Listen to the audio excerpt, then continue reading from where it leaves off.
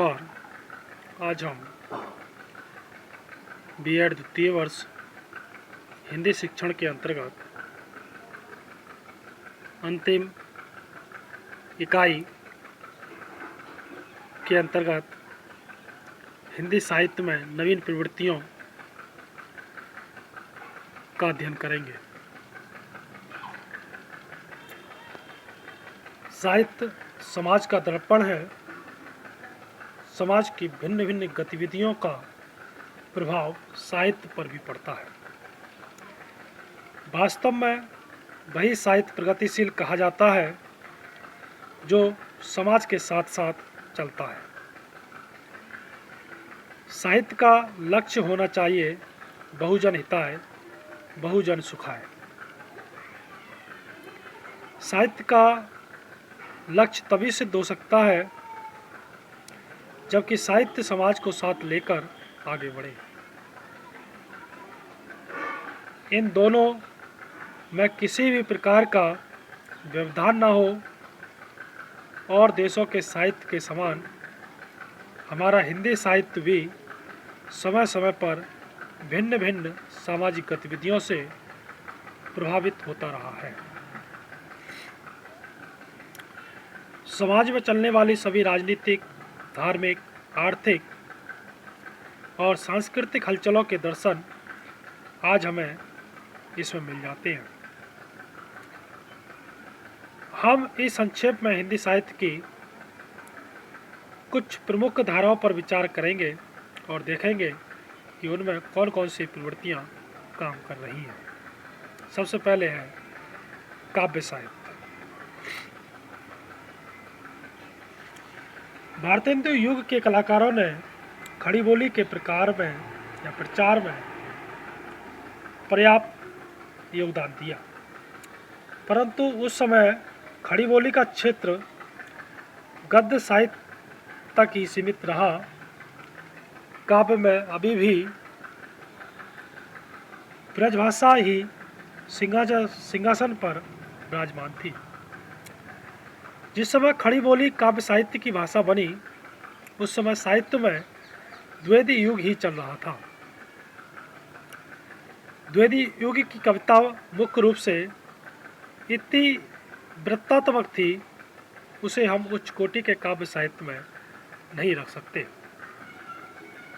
ऐसा होना स्वाभाविक ही था क्योंकि खड़ी बोली में कविता लिखी जानी प्रारंभ हो चुकी थी।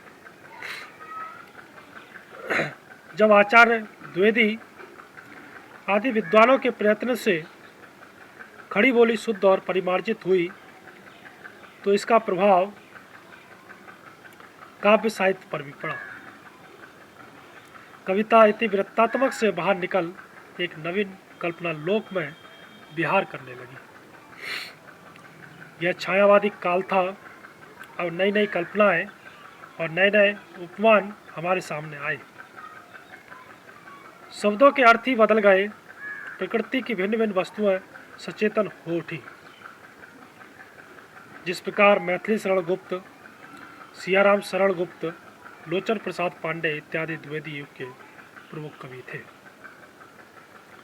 उसी प्रकार जयशंकर प्रसाद, महादेव वर्मा, सुमित्रानंदन पंत, सूर्यकांत त्रिपाठी निराला आदि छायावाद के प्रमुख कवि कहे जा सकते हैं। 1936 के लगभग समाज पर मार्क्सवाद का जो प्रभाव पड़ा,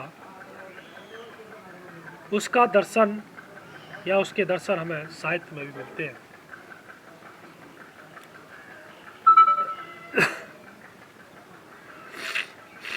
मार्क्सवादी रचनाएं प्रगतिशील के अंदर आती हैं। प्रगतिवादी रचनाओं में हमें वर्ग संघर्ष के चित्र मिलते हैं। कविता में फिर वही द्विवेदी कालीन शुष्कता आ गई। साहित्य के चरम लक्ष्य सत्यम शिवम सुंदरम की पूर्ण रूप से उपेक्षा की गई। पुरानी मान्यताओं का खंडन किया गया। प्रगतिवादी ज़्यादा देर तक न पनप सका क्योंकि इसके कर्णधार इसको एक विशेष पार्टी के प्रोपेगेंडा प्रचार के मुक्त न कर सके। श्री अज्ञे की कविताओं से हम काव्य साहित्य में एक नई धारा के दर्शन करते हैं। इस धारा को प्रयोगवाद का नाम दिया गया। यह धारा फ्रायड, एडलर और युंग आदि मनोविश्लेषणवादियों से प्रभावित है। अतः प्रेरणा की दृष्टि से यह छायावाद और प्रगतिवाद दोनों से भिन्न है। इसमें वस्तु जगत और भाव जगत के नए नए प्रयोग हो रहे थे।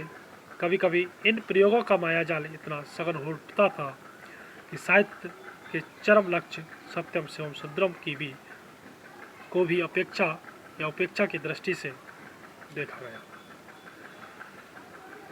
संक्षेप में प्रयोगवादी कविताओं या कविता की विशेषता है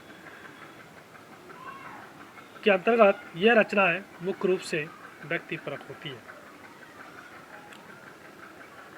इन रचनाओं में छंद शास्त्र का पूर्ण रूप से बहिष्कार किया जाता है, इसीलिए इसे रूखे गद्य के समान लगती है।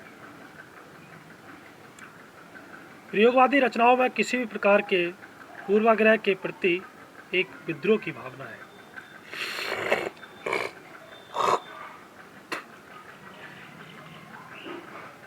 प्रयोगवादी कविताओं के प्रतीक बड़े अजीब होते हैं। उपमेय के स्थान पर उपमान से भाव चित्र खड़े किए जाते हैं। इन रचनाओं में कल्पना, भावुकता और नियमबद्धता आदि का पूर्ण अभाव है।